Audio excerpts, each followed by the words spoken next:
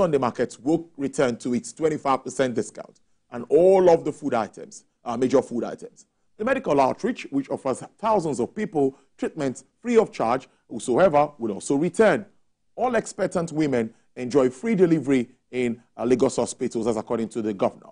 The 25% slash in fares on all transport facilities will also continue, and all the other measures put in place to relieve Lagosians of the burden of these times, Governor Sanwo-Olu said, will be addressed.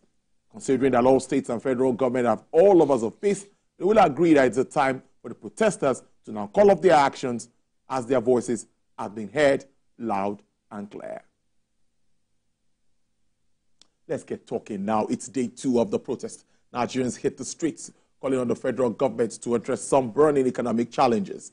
Well, this is coming after several calls by President Bola Tinubu telling them to suspend the protest, renewing his commitment to addressing the economic challenges facing the country. What are the implications of this specifically for Nigeria's economy? I'm being joined live in the studio by the Director General, Nigerian Employers Consultative Forum Association, I beg your pardon. That's Mr. Adewale Oyerinde. Thank you so much, DG. It's good to have you here, despite, I think, how was it like coming in from here, the airline? You came in from Abuja. Yeah. So let's talk about the airlines. Has it affected the airlines' activities in any way? Absolutely. You know, a couple of the airlines did not fly. A couple of them had to cancel their flights. And in your opening remarks, when you said some states peaceful, probably didn't affect the economy of those areas. But the reality is this. There are business owners, there are transactions that probably should have gone on in those states yesterday. But the protest in that free movement of those business people, of those transactions. So whether we like it or not, might be silent, but the consequences is quite far-reaching everywhere. Okay. So moving on now, let's now look at these challenges. We need to look at these challenges squarely before we look at the demands. It's a fallout of subsidy removal and, of course, liberalization of the exchange rate, which many economists said that was really the way to go. Even the IMF and World Bank has said, Nigeria, this must be done before you can, get your economy working again. What do you think about the management, really, of the fallout? Well, I think we shouldn't bring the IMF and the World Bank into this. But you've commended President Tinubu when all of this started. Well, I think that let's look at what is good for us first. Okay, good. Let's look at what is good for us as a country.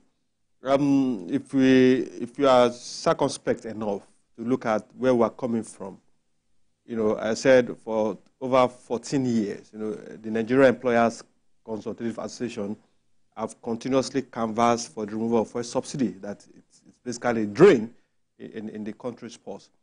Now, the first subsidy was removed, or when this administration came, we knew we had to embark on certain very difficult reforms, where we need to remove the first subsidy, we need to get our refineries working, we need to get the productive sector back on his feet.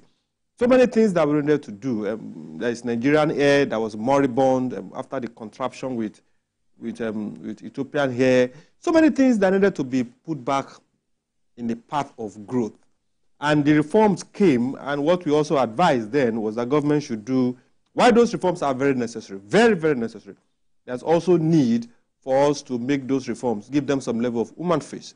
So as we are doing those reforms, we are also providing some level of support to the citizens so that they can accommodate the pains that will come with the reforms. So that's where we are. The reforms are ongoing. Government is doing quite a lot to mitigate the challenges. Organized private sector is making representation to government on all fronts. Government is trying its best to meet those challenges. There are pains in the land. Absolutely, there is. Things are tough, and the expectation basically, and that's where the gap is, I have noticed. Okay. While government is doing quite a lot in so many areas, I think the communication of those interventions has been less of commendable. You can be doing a lot to mitigate the challenges for the citizens, but if you are not communicating it, then people are not feeling it. They probably will not get it. Now, the second part of it is beyond the federal government. What are the subnationals doing? It has to be a concerted effort to relieve the pains of the citizens. So if the federal government is doing this much, And kudos to the Lagos State government for the things that the governor rolled out, the free medical for pregnant women, the 25, the Sunday market. Look, if all state governors are doing the same, you know, the drops here, the drops there, the drop here, the drop there, they all put together will be massive within the context of the reduction of the crisis that we currently have. But yesterday was quite unfortunate. While we all have the constitutional right to go on protest as guaranteed, to peaceful protest as guaranteed, our fears came to bear yesterday with what happened in Kano, what happened in some other states where looting actually took place. And from my experience with NSAS, you know, after the whole looting, those that looted, they'll probably go back and enjoy their loot. Then the police will also spend state resources, state scarce resources, to start pursuing those people that have looted. The business owners that faces the brunt, that become victim of the looting, what happened to them? Life seems to go on for every other person. But for those business owners that lost their investment, that lost their credit-driven investment, you know, you probably have collected loans to purchase the stocks. DG, I need to interject you. We need to go on a commercial break, and we'll be right back and continue our discussion, please. We'll take this break. Business Nigeria will be back.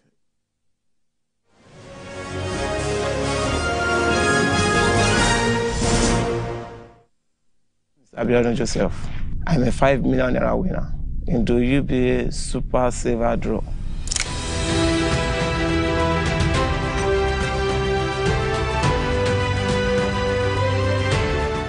Ó di dandan kí n polongo ẹ̀ fún àwọn èèyàn mi láti lè mọ̀ pé kò sí ìgbà tí ìrànlọ́wọ́ lè dìde ibi tí wọn ò lérò wọ́n lè rí ìrànlọ́wọ́ gbà ń bẹ̀, but kí wọ́n má ní pé àwọn ṣe iyèméjì nípa ti